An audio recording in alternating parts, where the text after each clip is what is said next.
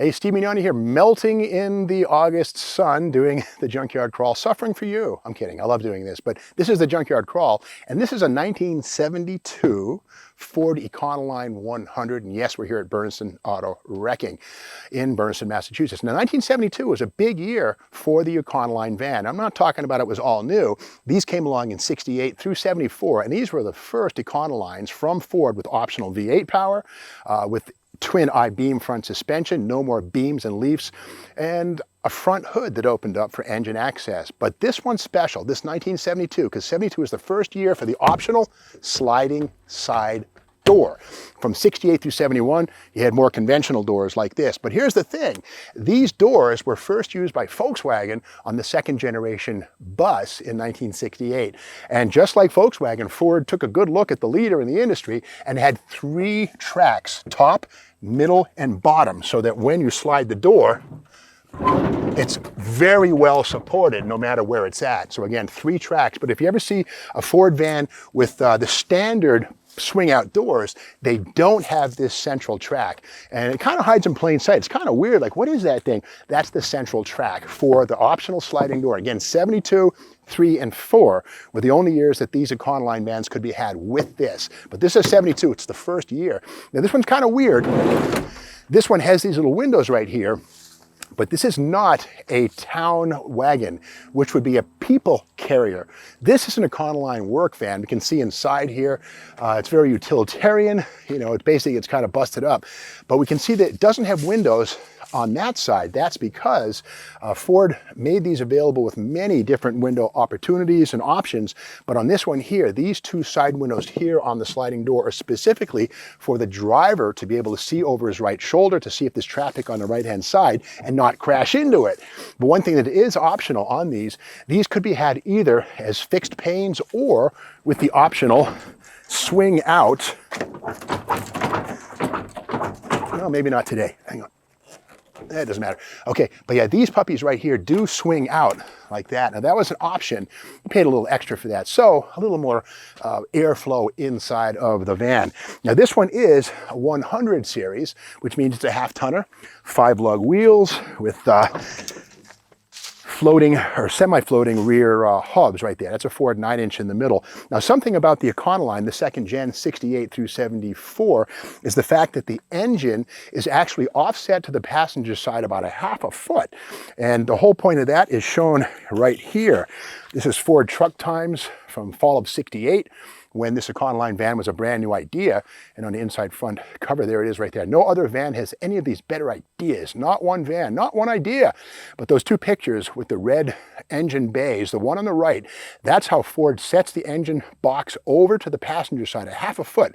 And it says, only Ford gives you driver walk through to the rear, convenient aisle to cargo area from driver's seat. No need to step outside to reach load compartment. So you basically, you know, just walk from the driver's seat right through here to the cargo without, again, getting out. But the other thing about that is that it restricts the passenger's foot area.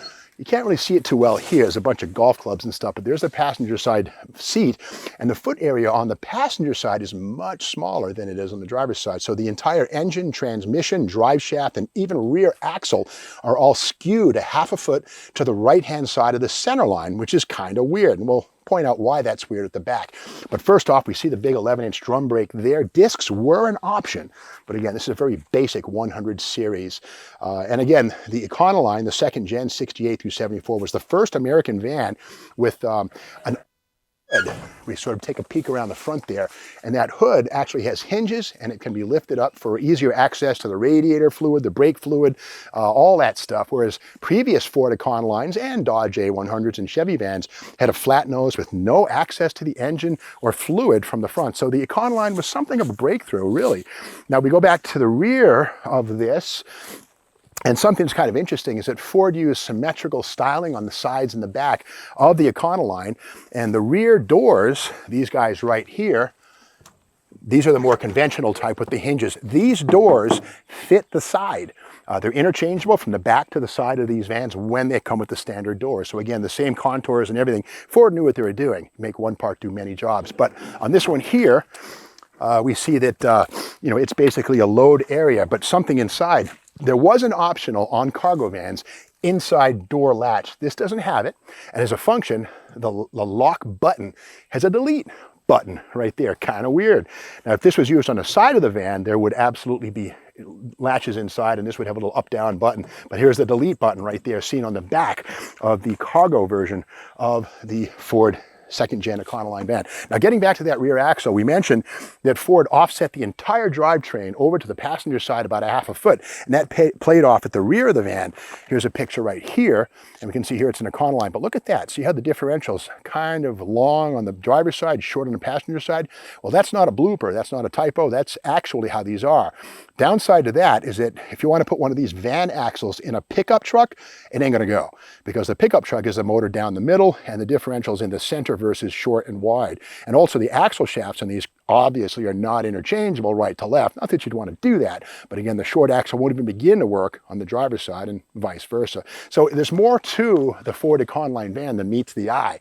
And these are only a few of the many weird things that made the Econoline second generation a leader in its field. And you know, we talked about this before. Back in May of this year, or sorry, March of this year, we did a feature at One Stop Auto in Brimfield, Mass, where we found a Clubwagon 123 and did a video. Check it out. There's a link to that here in the description for this video. Now, the Clubwagon 123, what's a 123? Wheelbase, 123 inches, and that's also what we have here. There's also a 108-inch wheelbase, a shorter one, but the 123 was a longer wheelbase version. But again, this is not a town wagon or a country wagon. This is basically a work van, a basic 100 series Econoline.